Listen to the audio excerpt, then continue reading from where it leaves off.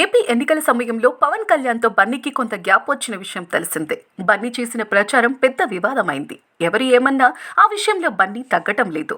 ఇప్పుడు మరో బోల్డ్ స్టేట్మెంట్ ఇచ్చాడు బన్నీ. అల్లు అర్జున్ తాజాగా సినిమా ఈవెంట్లో మాట్లాడుతూ, నిజానికి ఇప్పుడు నేను చాలా హెటిక్ షెడ్యూల్లో ఉన్నా.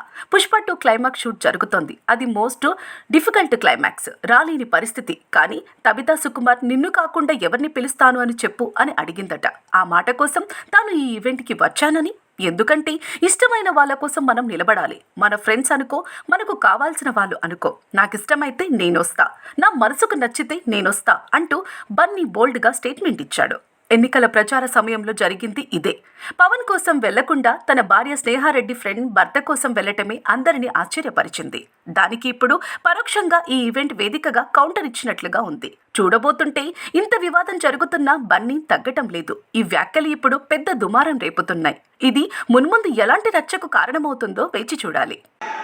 మన ఫ్రెండ్ అనుకో, ఇంకోళ్ళు అనుకో, మనకు కావాల్సిన వాళ్ళు అనుకో, నాకు ఇష్టమైతే నేను వస్తా, నా మనసుకు నచ్చితే నేను వస్తా, అది మీ అందరూ తెలిసిందే.